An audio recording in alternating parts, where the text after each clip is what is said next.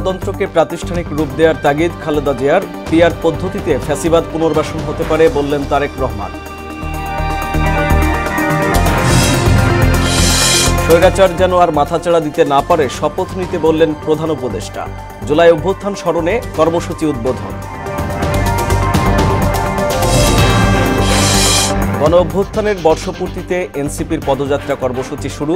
নতুন বাংলাদেশ প্রতিষ্ঠার প্রত্যয়। সংস্কারবিহীন নির্বাচন মানবে না জামায়াত। এবং রাতের ভোটের দায় স্বীকার করে আদালতে সাবেক সিইসি নুরুল হুদার জবানবন্দি। 2 দফা রিমান্ড শেষে পাঠানো হলো কারাগারে।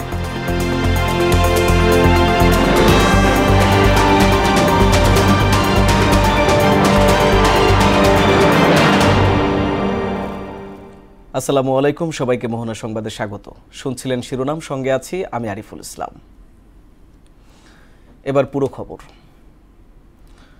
গণতন্ত্রকে প্রাতিষ্ঠানিক রূপ দেওয়ার কার্যক্রম দ্রুত সম্পন্ন করার তাগিদ দিয়েছেন বিএনপির চেয়ারপারসন বেগম খালেদা জিয়া। আর দলটির ভারপ্রাপ্ত চেয়ারম্যান তারেক রহমান বলেছেন, সংখ্যানুপাতিক পদ্ধতিতে নির্বাচন হলে ফ্যাসিবাদ পুনর্বাসনের সুযোগ সৃষ্টি হবে। মঙ্গলবার বাংলাদেশ চীন মৈত্রী সম্মেলন কেন্দ্রে রাজনৈতিক দল ও জুলাই আগস্ট গণ অভ্যুত্থানে নিহত ও আহতদের পরিবারের অংশগ্রহণে এক আলোচনায় ভার্চুয়ালি অংশ নিয়ে তারা এসব কথা বলেন। তানজিদ ভুঁইয়ার প্রতিবেদন। 24 জুলাই গণ অভ্যুত্থান জীবন থেকে কেড়ে নিয়েছে অনেক কিছু। তাদের চোখের পানি বলে দেয় সেদিনের নিষ্ঠুরতার কথা। সন্তানরা এইভাবে প্রাণ দিল কেন? একজনেরও কোনো আমরা বিচার এই পর্যন্ত দেখতে পাই না। তাদের রক্ত দিয়ে আজকে এই দেশ গড়ছে। সেই সাজ্জিদ হাসনাতকে আমরা 100টা ফোন দিলেও তারা আমার ফোন রিসিভ করে না। অনুষ্ঠানে এক ভিডিও বার্তায় দেয়া বক্তব্যে বিএনপি চেয়ারপারসন বেগম খালেদা জিয়া অভিযোগ করেন, বিগত 16 বছরে হত্যা গুমের মাধ্যমে দেশে একদলীয় শাসন প্রতিষ্ঠা করা হয়েছিল। ছাত্রদের আন্দোলনে সুযোগ সৃষ্টি হয়েছে নতুন বাংলাদেশ গড়ার। ছাত্র জনতার সম্মিলিত অভ্যুত্থানের মধ্যে দিয়ে ফ্যাসিবাদদের পতন ঘটেছে। সুযোগ সৃষ্টি হয়েছে নতুন করে বাংলাদেশকে গড়বার। এই আন্দোলনে যারা শহীদ হয়েছেন তাদের জানাচ্ছি আন্তরিক শ্রদ্ধা, আহতদের সমবেদনা। তাদের এই আত্মত্যাগ জাতি চিরকাল মনে রাখবে। গুম, খুন, বিচার বহির্ভূত হত্যার শিকার যারা হয়েছেন তাদের তালিকা প্রস্তুত করতে হবে। এ সময় ভার্চুয়ালি অংশ নিয়ে বিএনপির ভারপ্রাপ্ত চেয়ারম্যান বলেন, বিএনপি ক্ষমতায় গেলে জুলাই অভ্যুত্থানে শহীদদের প্রতি শ্রদ্ধা জানিয়ে বিভিন্ন স্থাপনার নামকরণ করা হবে। শহীদ পরিবারের সম্মানিত সদস্যগণ, 24 গণ অভ্যুত্থানে আপনার প্রিয়জন দেশের জন্য, দেশের মানুষের জন্য, গণতন্ত্রের জন্য নিজের জীবন উৎসর্গ করেছেন। একজন শহীদ শুধু আপনার স্বজন নন, তিনি জাতির গৌরব, তিনি মুক্তিকামী মানুষের প্রেরণা। 1971 সালে বাংলাদেশের স্বাধীনতা অর্জনের যুদ্ধে শহীদ মুক্তিযোদ্ধাদেরকে যেমন বাংলাদেশ ভোলেনি, 2024 সালে দেশ এবং জনগণের স্বাধীনতা রক্ষার যুদ্ধে বীর শহীদদেরকেও বাংলাদেশ কখনোই ভুলবে না। জনগণের রায় বিএনপি রাষ্ট্র পরিচালনার দায়িত্ব পেলে শহীদদের প্রতি শ্রদ্ধা জানিয়ে দেশের বিভিন্ন স্থাপনা, সড়ক কিংবা গুরুত্বপূর্ণ প্রতিষ্ঠানের নামকরণের ইচ্ছে আমাদের আছে। অনুষ্ঠানে জুলাই সনদ চূড়ান্তের জন্য অন্তর্বর্তী সরকার কাজ করবে বলে আশা প্রকাশ করেন দলের মহাসচিব মির্জা ফখরুল ইসলাম আলমগীর। জুলাই সনদের প্রস্তাব তো আমরা অনেক আগেই দিয়ে দিয়েছি সরকারকে। এখন সরকারের দায়িত্ব এটাকে চূড়ান্ত করার। সরকারের দায়িত্ব এই বিষয়গুলোকে সামনে নিয়ে আসা। সরকারের দায়িত্ব যে আমরা ঐক্যমতের কোন জায়গায় একমত হচ্ছি না, কোন জায়গায় একমত হচ্ছি সেটা বলুক। ক্ষমতায় গেলে সুশাসনের মাধ্যমে সবার অধিকার নিশ্চিত করা হবে বলেও জানান বিএনপি নেতারা। তানজিদ ভুঁইয়া, মোহনা সংবাদ, ঢাকা। জুলাই আন্দোলনের মর্মবাণী ছিল ফ্যাসিবাদ বিলোপ করে নতুন বাংলাদেশ গঠন, মন্তব্য করেছেন প্রধান উপদেষ্টা অধ্যাপক মোহাম্মদ ইউনূস। মঙ্গলবার জুলাই অভ্যুত্থান স্মরণে মাসব্যাপী কর্মসূচির উদ্বোধন করে তিনি একথা বলেন। স্বৈরাচার যেন আর মাথাচাড়া দিতে না পারে সেজন্য নতুন করে শপথ নিতে হবে বলেও মন্তব্য করেন প্রধান উপদেষ্টা। আরও জানাচ্ছেন সুরায়া মুন্নী। অতিথিবৃন্দ, জুলাই গণ অভ্যুত্থানে বর্ষপূর্তি উপলক্ষে প্রধান উপদেষ্টা কার্যালয়ে মাসব্যাপী কর্মসূচির উদ্বোধন করেন অধ্যাপক ডক্টর মোহাম্মদ ইউনূস।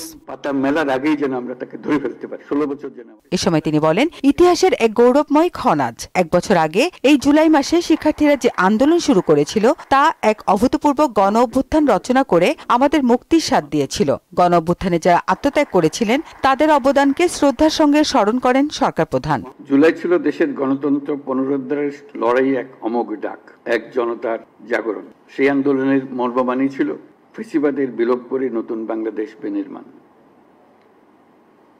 রাষ্ট্রকে জনগণের হাতে ফিরিয়ে দেওয়া। প্রধান উপদেষ্টা বলেন, সামনের পথ আরো কঠিন হবে, তবে আছে সম্ভাবনাও। জনগণ যখন জেগে ওঠে তখন কোনো শক্তি তাকে রুখতে পারে না। জনগণ যখন জেগে ওঠে তখন কোনো শক্তি তাকে রুখে দিতে পারে না। এই অনুষ্ঠানমালার মাধ্যমে জুলাই আগস্ট মাস জুড়ে আমরা গত বছরের প্রতিটি দিনকে আবার পুনর্জীবিত করব। তিনি আরো বলেন, প্রতি বছর এই সময়টা উদযাপন করা হবে যাতে ভবিষ্যতে অভ্যুত্থানের জন্য 16 বছর অপেক্ষা করতে না হয়। যে কারণে অভ্যুত্থান হয়েছিল তাৎক্ষণিক যেটা টার্গেট ছিল সেটা আমরা অর্জন করেছি। নতুনভাবে রাষ্ট্র ব্যবস্থা বিনির্মাণ, নতুন বাংলাদেশ বিনির্মাণ। আমরা প্রতি বছর এটা করব যাতে কোনো স্বৈরাচারের কোনো চিহ্ন দেখা গেলে সেটা তাৎক্ষণিকভাবে আমরা বিনাশ করতে পারি।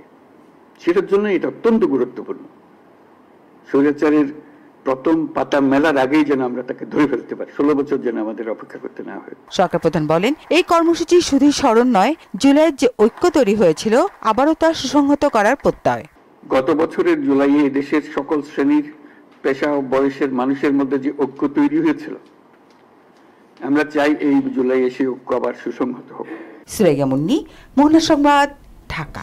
সকল দেশবাসী। জুলাই বিপ্লবের বর্ষপূর্তিতে দেশ গড়তে জুলাই পদযাত্রা কর্মসূচি শুরু করেছে জাতীয় নাগরিক পার্টি। মঙ্গলবার সকালে রংপুরের পীরগঞ্জে বাবনপুর জাফরপাড়া গ্রামে শহীদ আবু সাঈদের কবর জিয়ারতে অংশ নেন দলটির নেতারা। এ সময় দলের আহ্বায়ক নাহিদ ইসলাম বলেন, জুলাই শুধু সরকার পতনের নয়, নতুন বন্দোবস্ত প্রতিষ্ঠার আন্দোলন।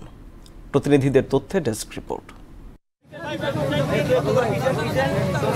সকালে রংপুরের পীরগঞ্জে শহীদ আবু সাঈদের কবর জিয়ারতের মধ্য দিয়ে জুলাই পদযাত্রা শুরু করে জাতীয় নাগরিক পার্টি। এ সময় এনসিপির আহ্বায়ক নাহিদ ইসলাম বলেন, দেশ গঠনের জন্য যে উদ্যোগ দরকার তার জন্যই জুলাই পদযাত্রা কর্মসূচি। স্বৈরাচারী ফ্যাসিবাদী সরকারের পতন ঘটিয়েছি, আমরা তার ব্যবস্থার বিলোপ চেয়েছি, কিন্তু যে একটা নতুন দেশ গড়ার জন্য যে উদ্যম দরকার, এখন যেই আমাদের গঠনের জন্য, রাষ্ট্র গঠনের জন্য আমাদের কাজ করা দরকার, সেই রাষ্ট্র গঠনের জন্যই আমরা মূলত এই জুলাই পদযাত্রা, যেখানে আমরা সারা বাংলাদেশের মানুষের সাথে, 64 জেলার মানুষের সাথে আমরা কথা বলবো, আমরা তাদের কথা শুনবো। পরে গাইবান্ধায় পথসভা ও পদযাত্রা করে এনসিপি। বিকেলে গাইবান্ধা পৌর পার্কের শহীদ মিনার চত্বরে সমাবেশে আহ্বায়ক নাহিদ ইসলাম বলেন, শুধু ক্ষমতা পরিবর্তনের জন্যই জুলাই আন্দোলন হয়নি, এবার তারা নতুন বাংলাদেশ গড়ার আন্দোলনে নেমেছেন বলেও জানান নাহিদ। শুধুমাত্র ক্ষমতার পরিবর্তনের জন্য এক দলকে সরিয়ে আরেক দলকে বসানোর জন্য কেউ রক্ত দেয় নাই, কেউ গণ অভ্যুত্থান করে নাই। নতুন দেশ এখনো গঠন হয়নি, নতুন দেশ গঠনের জন্য এবার আমরা রাজপথে নেমেছি। গাইবান্ধায় পথসভা ও পদযাত্রা শেষে রংপুরের বিভিন্ন স্থানে পথসভা ও মতবিনিময় করেন এনসিপির নেতারা। আফরিন পপি, মোহনা সংবাদ। সংস্কারবিহীন নির্বাচন জামায়াতে ইসলামী গ্রহণ করবে না বলে জানিয়েছেন দলের নায়েবে আমির সৈয়দ আব্দুল্লাহ মোহাম্মদ তাহের। জুলাই গণ অভ্যুত্থানের বর্ষপূর্তিতে মাসব্যাপী কর্মসূচির অংশ হিসেবে আন্দোলনে শহীদ ও আহতদের উদ্দেশ্যে ঢাকা মহানগর দক্ষিণ জামায়াত আয়োজিত দোয়া অনুষ্ঠানে তিনি একথা বলেন। এ সময় জামায়াত নেতা ডক্টর শফিকুল ইসলাম মাসুদ বলেন, জাতীয় নির্বাচনের আগে স্থানীয় নির্বাচনের মাধ্যমে এই সরকারকে সক্ষমতার পরিচয় দিতে হবে। আবার স্বৈরাচারী আচরণ করার মানসিকতার দল এখনো বাংলাদেশ থেকে নিঃশেষ হয় নাই। আগামী নির্বাচন সুস্থ হইতে হবে, সঠিক হইতে হবে, নিরপেক্ষ হইতে হবে, লেভেল প্লেইং ফিল্ড পূর্বান্নেই এটাকে নির্ধারণ করতে হবে, নিশ্চিত করতে হবে। সুষ্ঠু লেভেল প্লেইং ফিল্ড তৈরি হয়েছে কিনা তার নিশ্চয়তার জন্য স্থানীয় নির্বাচন নিশ্চিত করার পরেই কেবল আমরা চাই জাতীয় সংসদ নির্বাচন অনুষ্ঠান। সংস্কারের আগে নির্বাচন করতে চাইলে তা প্রতিহত করবে বৈষম্য বিরোধী ছাত্র আন্দোলন। মঙ্গলবার দুপুরে কেন্দ্রীয় শহীদ মিনারে সংগঠনের নতুন কমিটির আত্মপ্রকাশ অনুষ্ঠানে সভাপতি রিফাত রশিদ বলেন, কোনোভাবেই 90-এর পুনরাবৃত্তি হতে দেয়া যাবে না। সংগঠনের ইশতেহার পাঠ করে প্রতিশ্রুতি অনুযায়ী জুলাই ঘোষণাপত্র প্রকাশ, জুলাই সনদের সাংবিধানিক ভিত্তি নিশ্চিত করা, আহত ও নিহতদের রাষ্ট্রীয় স্বীকৃতি এবং বিচারের দাবি জানানো হয়। যারা যারা জুলাইকে বাতিল করার জন্য, জুলাইকে ধ্বংস করার জন্য, জুলাইকে বানচাল করার জন্য ষড়যন্ত্র করছে, তাদেরকে যাতে রুখে দেওয়া যায়, তার জন্য কিছু স্থায়ী কাঠামো, কিছু স্থায়ী ভিত্তির উদ্যান, যার উপর ভিত্তি করে আগামী দিনে আমরা যে বলছি ফ্যাসিবাদী ব্যবস্থার বিলোপ ও নতুন রাজনৈতিক বন্দোবস্ত, এক দফার এই ঘোষণা যেটি শহীদ মিনার থেকে ঘোষণা করা হয়েছিল, আবারও সেই শহীদ মিনার থেকে আমরা বলতে চাই আমরা তার জন্য কাজ করে যাব। 2018 সালে রাতের ভোটের দায় স্বীকার করে আদালতে জবানবন্দি দিয়েছেন সাবেক সিইসি KM নুরুল হুদা। মঙ্গলবার বিকেলে ঢাকার অতিরিক্ত চিফ মেট্রোপলিটন ম্যাজিস্ট্রেট জিয়াদুর রহমানের খাস কামরায় তার জবানবন্দি গ্রহণ করা হয়। পরে তাকে কারাগারে পাঠানোর নির্দেশ দেয় আদালত। এর আগে 2 দফায় নুরুল হুদাকে 8 দিনের রিমান্ডে নেওয়া হয়। গত 22 জুন রাজধানীর শেরেবাংলা নগর থানায় শেখ হাসিনা এবং তার সরকারের আমলে 3 নির্বাচনের দায়িত্বে থাকা 3 সিইসি ও নির্বাচন কমিশনারদের বিরুদ্ধে মামলা করে বিএনপি। নির্বাচন কমিশন পুরোদমে জাতীয় নির্বাচনের প্রস্তুতি নিচ্ছে বলে প্রধান উপদেষ্টাকে জানিয়েছেন সিইসি MMM নাসিরউদ্দিন। তবে ভোটের তারিখ বা নির্বাচনের সম্ভাব্য সময়সীমা নিয়ে কোনো আলোচনা হয়নি। মঙ্গলবার বিকেলে ইসিতে সাংবাদিকদের প্রশ্নের জবাবে তিনি এসব কথা বলেন। এদিকে সচিবালয়ে অর্থ উপদেষ্টা আশ্বস্ত করেছেন নির্বাচনী বাজেটে কার্পণ্য করা হবে না। শামীমুজ্জামান চৌধুরীকে নিয়ে এমআর আসাদের রিপোর্ট। জুন মাসের 26 তারিখ প্রধান উপদেষ্টার সঙ্গে সাক্ষাতের পর মঙ্গলবার বিকেলে সাংবাদিকদের সঙ্গে বৈঠকের বিষয় নিয়ে কথা বলেন প্রধান নির্বাচন কমিশনার। জানান, আনুষ্ঠানিক না হলেও নির্বাচন নিয়ে আলাপ হয়েছে। উনি একজন প্রধান উপদেষ্টা এবং এই মুহূর্তে ইলেকশনটা হচ্ছে যে আলোচনার কেন্দ্রে। আমি হলাম প্রধান নির্বাচন কমিশনার। সুতরাং এই সৌজন্য সাক্ষাৎকারে স্বভাবতই সাইড টক হিসাবে কিছু তো আসে, এটা তো আসে। এটা কোনো এজেন্ডা নিয়ে আমি কোনো আলোচনা জানি, নির্বাচনের তারিখ নিয়ে কোনো আলোচনা হয়নি, ওইটাকে আমার উদ্দেশ্যও ছিল না। নির্বাচনের তারিখ এবং শিডিউল এটা আপনারা যথাসময়ে পাবেন, জানতে পারবেন এবং ইলেকশন কমিশন থেকেই জানতে পারবেন। কমিশন পুরোদমে নির্বাচনের জন্য প্রস্তুত বলে প্রধান উপদেষ্টাকে জানানো হয়েছে বলেও জানান সিইসি। উনি একটা free fair and credible election জাতিকে উপহার দিতে চান। আমাদের প্রস্তুতি আছে কিনা জাস্ট এইটুকু উনি জানতে চেয়েছেন। আমরা বলছি যে আমরা প্রস্তুতি ফুল গিয়ারে নিচ্ছি। যদি এমন হয় যে স্থানীয় সরকারি ব্যবহার করতে হয় তাহলে আমাকে ভোটার লিস্টে ব্যবহার করতে পারবো না, প্রকিউরমেন্টের ম্যাটার ব্যবহার করতে, সেটা তো হতে পারে। বাট আমাদের ফোকাস এই মুহূর্ত পর্যন্ত জাতীয় নির্বাচনকে কেন্দ্র করে নিয়েছি। এনসিপির ইসি পুনর্গঠন দাবি ইস্যুতেও কথা বলেন নাসিরউদ্দিন। তবে সাবেক 2 সিইসির গ্রেফতার নিয়ে মন্তব্য করেননি তিনি। কেন দিবে আমরা কি কোনো ইলেকশন করেছি? আমরা কোনো লিস্টে রিগিং করছি না কারো পক্ষপাতিত্ব করেছি? আমরা কেউ আইসিআর জোর করেছি, এই চেয়ারে বসে গেছি? আন্ডার দি এক্সিস্টিং ল একটা ডিউ প্রসেসে, একটা সিলেকশন প্রসেসে মাধ্যমে আমরা তো কোনো উড়ে এসে জুড়ে বসে নাই তো। এদিকে সচিবালয়ে সরকারি ক্রয় সংক্রান্ত উপদেষ্টা পরিষদ কমিটির বৈঠক শেষে সাংবাদিকদের অর্থ উপদেষ্টা বলেন, নির্বাচনের জন্য প্রয়োজনীয় ব্যয় বরাদ্দে কার্পণ্য হবে না। নির্বাচনীতে অর্থ যা দেওয়া সেটা কোনো আমরা কার্পণ্য করব না।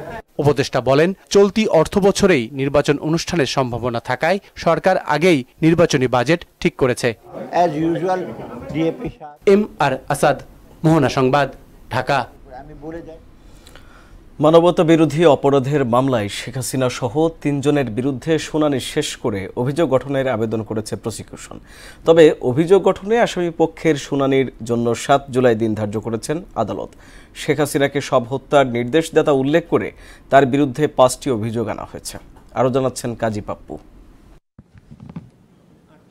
24 জুলাই আগস্টের গণ অভ্যুত্থানে ছাত্র জনতার আন্দোলন দমনে পুলিশকে মরণাস্ত্র ব্যবহারের নির্দেশ দিয়েছিলেন শেখ হাসিনা। শুনানিতে এমন অভিযোগ করেছেন চিফ প্রসিকিউটর। শেখ হাসিনার উস্কানিমূলক বক্তব্য, মারণাস্ত্র ব্যবহার করে আন্দোলনরত ছাত্র জনতাকে হত্যার নির্দেশনা। মঙ্গলবার বিচারপতি গোলাম মর্তুজা মজুমদারের নেতৃত্বে 3 সদস্যের ট্রাইব্যুনালে এই শুনানি শুরু হয়েছে, যা সরাসরি সম্প্রচার করে বিটিভি। শেখ হাসিনার বিরুদ্ধে রংপুরে আবু সাইদ হত্যা, আশুলিয়ায় 6 জনকে পুড়িয়ে হত্যা, চানখারপুলে 6 জনকে হত্যা এবং আন্দোলনকারী শিক্ষার্থীদের রাজাকারের নাতিপতি বলে উস্কানি দেওয়া সহ সব ঘটনার নির্দেশদাতা হিসেবে শেখ হাসিনাকে অভিযুক্ত করা হয়েছে। 5টা চার্জ আমরা এখানে ডেসক্রাইব করেছি।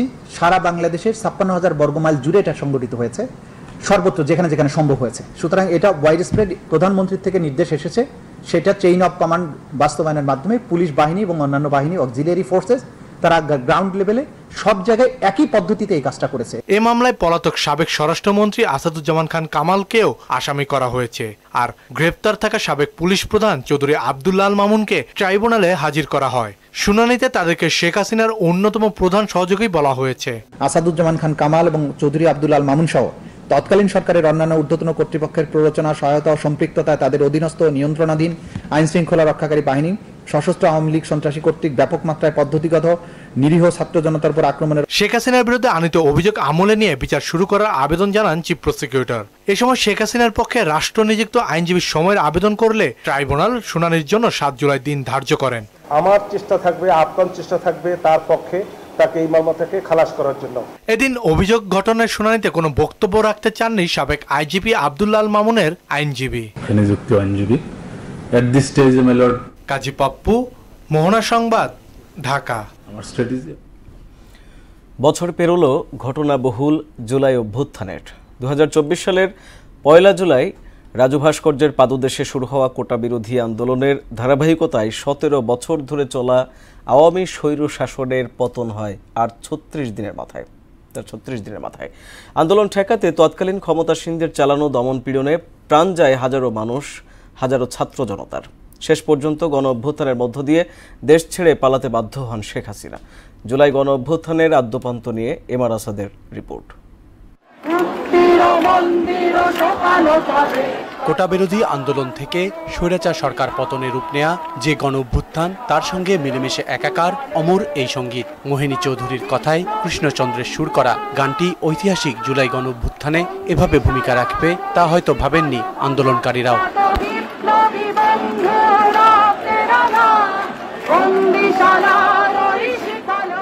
1 জুলাই রাজু ভাস্কর্যের সামনে সরকারি চাকরিতে কোটা প্রথা বাতিলের দাবিতে সমাবেশ করেন শিক্ষার্থীরা। সমাবেশ থেকে ঘোষণা করা হয় শাহবাগে 3 দিনের অবস্থান কর্মসূচির। তৎকালীন আওয়ামী সরকারের কাছ থেকে কোনো আশ্বাস না পেয়ে 10 জুলাই সারা দেশে বাংলা ব্লকের কর্মসূচির ঘোষণা দেন আন্দোলনকারীরা।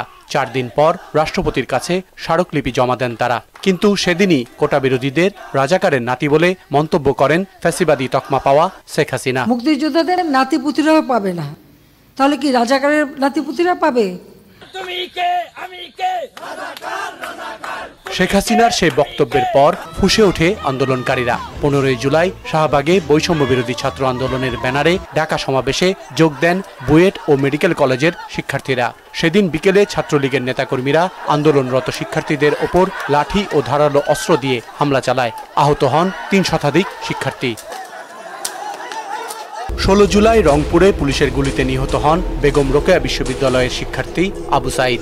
ক্ষোভে উত্তাল হয়ে ওঠে সারা দেশ। পরিস্থিতি সামাল দিতে 17 জুলাই দেশের সব শিক্ষা প্রতিষ্ঠান বন্ধ ঘোষণা করা হয়। সেদিন রাত থেকে বন্ধ করে দেয়া হয় মোবাইল ইন্টারনেট সেবা। 18 জুলাই মীর মুগ্ধ প্রাণ হারালে আন্দোলন আরও তীব্র হয়ে ওঠে। এদিকে ব্রডব্যান্ড ইন্টারনেটও বন্ধ করে তৎকালীন সরকার। 19 জুলাই জারি করা হয় কারফিউ, নামানো হয় সেনাবাহিনী। আন্দোলনের অন্যতম সংগঠক নাহিদ ইসলামকে আটকের পর ছেড়ে দেওয়া হয়। ফের 26 জুলাই আটক হন নাহিদ। 28 জুলাই রাতে নাহিদ ইসলামকে আটক অবস্থায় জোরপূর্বক আন্দোলন প্রত্যাহারের বিবৃতি দেওয়ানো হয়, কিন্তু শিক্ষার্থীরা আন্দোলন চালিয়ে যাওয়ার ঘোষণা দেন। 29 জুলাই শেখ হাসিনাকে ক্ষমা চাওয়া 4 মন্ত্রী ও 2 প্রতিমন্ত্রীর পদত্যাগ সহ 9 দফা দাবি জানায় বৈষম্য বিরোধী ছাত্র আন্দোলন।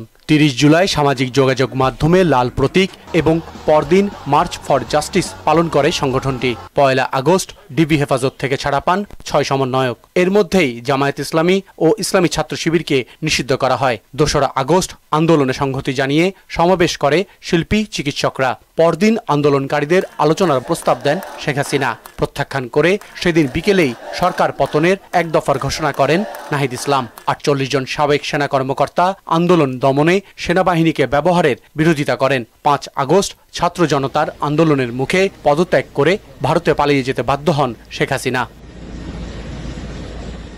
সেখান থেকেই শুরু হয় নতুন এক ইতিহাস। জুলাইয়ের ৩১ আর আগস্টের ৫ দিনের রুদ্ধশ্বাস ঘটনা প্রবাহের পর নতুন বাংলাদেশ গড়ার স্বপ্নে বিভোর হয় মানুষ। আর আসাদ, মোহনা সংবাদ, ঢাকা। কর্মকর্তা কর্মচারীদের আন্দোলনের ফলে চট্টগ্রাম বন্দর ৩ দিন বন্ধ থাকলেও আমদানি রপ্তানিতে তেমন কোনো প্রভাব পড়েনি, জানিয়েছেন শ্রম কর্মসংস্থান উপদেষ্টা সাখাওয়াত হোসেন। মঙ্গলবার সচিবালয়ে ক্রয় সংক্রান্ত এক বৈঠক শেষে তিনি জানান, চট্টগ্রাম বন্দর পরিচালনার দায়িত্ব কাদেরকে দেওয়া হবে সে সিদ্ধান্ত নেওয়া হবে আজ। টেন্ডার ছাড়াই আগামী ৬ মাসের জন্য পরিচালনার দায়িত্ব দেওয়া হবে চট্টগ্রাম বন্দর। যে অবস্থা ছিল ৩-৪ দিন একটা অলরেডি যেগুলি এক্সপোর্ট হওয়ার কথা ওগুলো ঢুকে গেছিল। They are waiting for to be lifted in ship, মানে জাহাজীকরণ বাকি ছিল। কাজে ওইটাতে কোনো এফেক্ট হয়নি ৩ দিন। যেটা এফেক্ট হয়েছে সেটা হচ্ছে এই জাহাজীকরণের পরে যেগুলো ভিতরে যাওয়ার কথা কাস্টম চেকিংয়ের পরে সেগুলোতে এফেক্ট হয়েছে। কুমিল্লার মুরাদনগরে সম্প্রতি সংখ্যালঘু নারী ধর্ষণের কথিত যে ঘটনা তার সুষ্ঠু তদন্ত করে জড়িতদের আইনের আওতায় আনার দাবি জানিয়েছেন বিএনপির ভাইস চেয়ারম্যান ও সাবেক মন্ত্রী শাহ মোফাজ্জল হোসেন কায়কোবাদ। মঙ্গলবার দুপুরে মুরাদনগরে ওই নারীর পরিবারের সদস্যদের সাথে দেখা করার পর সমবেদনা জানিয়ে সংখ্যালঘুদের নির্ভয়ে বসবাস করার আহ্বান জানান। এ ঘটনার সাথে বিএনপির কেউ জড়িত নয় বলেও জানান সাবেক এই এমপি। আরও জানাচ্ছেন হুমায়ুন কবির। কুমিল্লার মুরাদনগর উপজেলায় হিন্দু নারীর সাথে ঘটে যাওয়া অপ্রীতিকর ঘটনা সমবেদনা প্রকাশ করতে ঘটনাস্থল পরিদর্শন ও হিন্দু ধর্মাবলম্বীদের পাশে দাঁড়ালেন কুমিল্লা মুরাদনগরের সাবেক 5 বারের এমপি ও মন্ত্রী বিএনপি জাতীয় নির্বাহী কমিটির ভাইস চেয়ারম্যান কাজী শাহ মোফাজ্জল হোসেন কায়কোবাদ। ধর্মের ভিত্তিতে কাউকে হেনস্থা করার সুযোগ নেই সাফ জানিয়ে কায়কোবাদ বলেন, এই ঘটনায় বিএনপির উপর দায় চাপানোর অপচেষ্টা করা হচ্ছে। কেন ওসি সাহেব একজন আওয়ামী লীগের সাংবাদিককে নিয়ে আসলো? কেন ওসি সাহেব সাথে আরেকজন আওয়ামী লীগের নেতাকে নিয়ে আসলো প্রধানমন্ত্রী? এটা দিয়ে প্রমাণ হয় প্রশাসনিকভাবে একটা ষড়যন্ত্র বিএনপির বিরুদ্ধে, বিএনপিকে ধ্বংস করার জন্য। এক উপদেষ্টার সহযোগিতা কুমিল্লা মুরাদনগরে আওয়ামী লীগের পুনর্বাসন হয়েছে অভিযোগ করে কায়কোবাদ ধর্ষণের ঘটনায় সুষ্ঠু তদন্ত করে জড়িতদের দ্রুত গ্রেপ্তারের দাবি জানান। সুষ্ঠু তদন্ত করে বিচার অবশ্যই হবে, আসল ঘটনা উদ্ঘাটিত হবে। মাননীয় উপদেষ্টা তার সহযোগিতায় তাদের পুনর্বাসন হয়েছে মুরাদনগরে। যেহেতু তাদের পুনর্বাসন হয়েছে এই জন্য এই ঘটনাগুলি ঘটতেছে। আগামী জাতীয় নির্বাচন নিয়ে একটি মহল ষড়যন্ত্র করছে জানিয়ে সকল ষড়যন্ত্র রুখে দিতে দলের নেতা কর্মীদের সজাগ থাকার আহ্বানও জানান শাহ মোফাজ্জল হোসেন কায়কোবাদ। বিএনপির বিরুদ্ধে যাতে কোনো ষড়যন্ত্র না করতে পারে এদিকে আপনাদেরকে খেয়াল রাখতে হবে। হুমায়ুন কবির, মোহনা সংবাদ। নগর প্রান্তিক জনগোষ্ঠীর গর্ভবতী মায়েদের নিরাপদ প্রসব সেবা নিশ্চিতে রাজধানীর কোড়াইল বস্তি এলাকায় নর্মাল ডেলিভারি সেন্টার চালু করা হয়েছে। ইউনিসেফ, সিডা ও নারী মৈত্রীর সহায়তায় এই সেন্টারে গর্ভবতী মা ও নবজাতক পাবে বিনামূল্যে নিরাপদ ও সম্মানজনক প্রসূতি সেবা। মঙ্গলবার সকালে কোড়াইল বস্তির আলো ক্লিনিকে বিশেষ এই সেন্টারটি উদ্বোধন করেন সুইডিশ দূতাবাসের উপদেষ্টা ডাক্তার জহিরুল ইসলাম। নারী মৈত্রীর নির্বাহী পরিচালক শাহিন আক্তার ডলিসহ অংশীজনেরা উপস্থিত ছিলেন। বক্তারা বলেন, এর মাধ্যমে প্রান্তিক জনগোষ্ঠীর মাতৃ ও শিশু মৃত্যুর হার কমবে। হাউজিং চতুর্থ পর্যায়ে 280টি প্লট বরাদ্দ নিয়ে গড়িমসি করেছে কুষ্টিয়া জেলা গৃহহীন কর্তৃপক্ষ। আশ্বাস দিয়ে সময় ক্ষেপণ করেছে 12 বছর বলে অভিযোগ করেছেন ভুক্তভোগীরা। এক যুগ আগে প্লট কেনার টাকা পরিশোধ করলেও আজও প্লট বুঝে পাননি গ্রাহকরা। যদিও কর্তৃপক্ষ বলছে প্লট বরাদ্দ দেওয়ার জন্য সব ধরনের কাজ চলমান আছে, কয়েকদিনের মধ্যে গ্রাহকরা জায়গা বুঝিয়ে পাবে। যত দ্রুত সম্ভব তাদেরকে বুঝিয়ে দেওয়া হচ্ছে, এখানে কোনো বাধা নেই, বিশেষ কোনো বাধা নাই, কিন্তু আমাদের অফিসিয়াল প্রসিডিউরের কারণে কিছু আমরা আগাচ্ছে ওইভাবে। মানে অফিসিয়াল কার্যক্রম করতে যেটা যে লেন্দি প্রসেস হচ্ছে দেরি হচ্ছে, সেটাই মানে দেরি করবো না, চলতেছে। এবার আন্তর্জাতিক প্রসঙ্গ। ভারতের দক্ষিণাঞ্চলের তেলেঙ্গানা রাজ্যে সাঙ্গারেড্ডি জেলার পাসামিলারাম শিল্প এলাকায় একটি রাসায়নিক কারখানায় বিস্ফোরণে প্রাণহানি বেড়ে দাঁড়িয়েছে ৩৯ জনে। বার্তা সংস্থা রয়টার্সের তথ্য মতে এতে আহত হয়েছে আরও ৩৫ জন। ভারতীয় গণমাধ্যম জানিয়েছে সোমবার সকালে সিগাচি কেমিক্যালসে হঠাৎ বিস্ফোরণ হয়। এতে তাৎক্ষণিকভাবে ১২ জনের মরদেহ উদ্ধার করা হয়। পরবর্তীতে দমকল বাহিনী আগুন নিয়ন্ত্রণে আনার পর ধ্বংসস্তূপ সরিয়ে উদ্ধার কাজ শুরু করে। এরপর থেকে ক্রমশই মৃতের সংখ্যা বাড়তে থাকে। স্থানীয় প্রশাসন জানিয়েছে রাসায়নিক বিক্রিয়ার কারণে কারখানায় বিস্ফোরণ ঘটে। তবে পূর্ণাঙ্গ তদন্ত শেষ হলে বিস্ফোরণের কারণ সম্পর্কে নিশ্চিত হওয়া যাবে। কম্বোডিয়ার সাবেক প্রধানমন্ত্রী হুন সেনের সঙ্গে ফাঁস হওয়া একটি ফোনালাপকে কেন্দ্র করে থাইল্যান্ডের প্রধানমন্ত্রী পেতংতান সিনোয়াত্রকে বরখাস্ত করা হয়েছে। দেশটির সাংবিধানিক আদালত মঙ্গলবার এ আদেশ দেয়। ফোনালাপ ফাঁসের পর তার বিরুদ্ধে সংবিধান লঙ্ঘনের অভিযোগে দেশটির সাংবিধানিক আদালতে একটি পিটিশন দায়ের করা হয়। আদালত তা গ্রহণ করে এবং মামলার রায় না হওয়া পর্যন্ত প্রধানমন্ত্রী হিসেবে তার কার্যক্রম স্থগিত রাখার নির্দেশ দেয়। মঙ্গলবার আদালত পেতংতানকে সাময়িক বরখাস্তের সিদ্ধান্ত নেন। তীব্র গরমে নাকাল গোটা Europe. France, Spain, Italy, Portugal ও জার্মানিতে তাপমাত্রা ছাড়িয়েছে 40 ডিগ্রি সেলসিয়াস। ফলে দেশগুলোতে জারি করা হয়েছে রেড অ্যালার্ট। যুক্তরাজ্যের ইতিহাসে দ্বিতীয় সর্বোচ্চ তাপমাত্রা 33 ডিগ্রি সেলসিয়াস রেকর্ড করা হয়েছে। আবহাওয়াবিদরা আশঙ্কা করছেন এ মাত্রা আরও বাড়তে পারে। ইউরোপের দেশগুলোতে নেওয়া হয়েছে নানা পদক্ষেপ। স্কুল সম্পূর্ণ বা আংশিকভাবে বন্ধ ঘোষণা সহ সীমিত করা হয়েছে জনসমাবেশও। বিস্তারিত কাজী শাহরিনের ডেস্ক রিপোর্টে।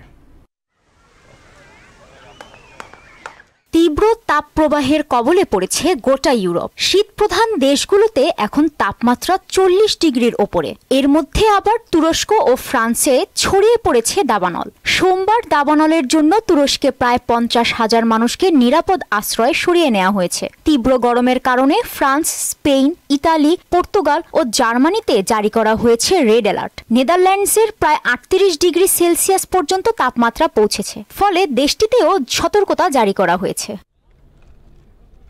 ফ্রান্সের প্যারিস সহ মোট 16টি বিভাগে সর্বোচ্চ তাপমাত্রা রেকর্ড করা হয়েছে, যা 40 ডিগ্রির বেশি। তাপমাত্রা বৃদ্ধির কারণে ইতোমধ্যেই ইতালিতে 2 জন ও স্পেনের আন্দালুসিয়ায় 2 জনের মৃত্যু হয়েছে। এছাড়া পর্তুগাল এবং স্পেনের কিছু অংশে এ সপ্তাহে জুনের সর্বোচ্চ তাপমাত্রা রেকর্ড করা হয়েছে, যেখানে পারদ 46 ডিগ্রি সেলসিয়াসে পৌঁছেছে। এদিকে যুক্তরাজ্যের আবহাওয়া অফিসের বরাত দিয়ে বিবিসি জানিয়েছে 140 বছরে এ প্রথম সবচেয়ে উষ্ণতম জুন মাস পার করছে দেশটি। 1884 সালের পর দ্বিতীয় উষ্ণতম জুন মাস দেখছে যুক্তরাজ্য। এছাড়া মঙ্গলবার কেন্টে সর্বোচ্চ 33.6 ডিগ্রি সেলসিয়াস তাপমাত্রা রেকর্ড করা হয়েছে। দেশটির দক্ষিণ পূর্বাঞ্চলে তাপমাত্রা আরও বৃদ্ধি পাবে বলে আশঙ্কা করছেন আবহাওয়াবিদরা। এ তাপপ্রবাহে স্বাস্থ্য ঝুঁকির সতর্কতা জারি করা হয়েছে ইউরোপের বেশিরভাগ দেশে। স্পেনে বিশেষ করে শিশু ও বৃদ্ধের দিকে নজর দিতে বলা হয়েছে। হাসপাতালগুলোতে রোগীর সংখ্যা বৃদ্ধি পাওয়ায় জরুরি কর্মী সংখ্যা বাড়ানো হয়েছে। ফ্রান্সের সরকার 1350টির বেশি স্কুল সম্পূর্ণ বা আংশিকভাবে বন্ধ ঘোষণা করেছে। ইতালির মিলান ও রোম সহ প্রধান শহরগুলিতে সকাল 11টা থেকে বিকাল 4টা পর্যন্ত বাইরের কাজ বন্ধ রাখতে নির্দেশ দিয়েছে কর্তৃপক্ষ। জার্মানিতে ট্রাফিক নিয়ন্ত্রণ, জনসমাবেশ সীমিতকরণ এবং গ্রীষ্মকাল কার্যক্রম পর্যবেক্ষণের মতো ব্যবস্থা গ্রহণ করা হয়েছে। এছাড়া ইউরোপীয় ইউনিয়ন ইতোমধ্যেই তাপদাহ পরিকল্পনা জারি করেছে, যাতে জরুরি সতর্কতা ও স্বাস্থ্য নির্দেশিকা দ্রুত কার্যকর করা যায়। কাজী শাহরিন, মোহনা সংবাদ। শেষ করব মোহনা সংবাদ। যাবার আগে জানিয়ে দিব শিরোনামগুলো আরও একবার।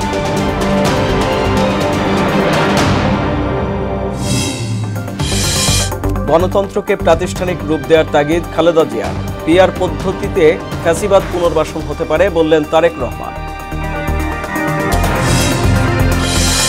স্বৈরাচার যেন আর মাথাচাড়া দিতে না পারে শপথ নিতে বললেন প্রধান উপদেষ্টা। জুলাই অভ্যুত্থান স্মরণে কর্মসূচি উদ্বোধন। গণ অভ্যুত্থানের বর্ষপূর্তিতে এনসিপির পদযাত্রা কর্মসূচি শুরু। নতুন বাংলাদেশ প্রতিষ্ঠার প্রত্যয়, সংস্কারবিহীন নির্বাচন মানবে না জামায়াত। এবং রাতের ভোটের দায় স্বীকার করে আদালতে সাবেক সিইসি নুরুল হুদার জবানবন্দি। 2 দফা রিমান্ড শেষে পাঠানো হলো কারাগারে।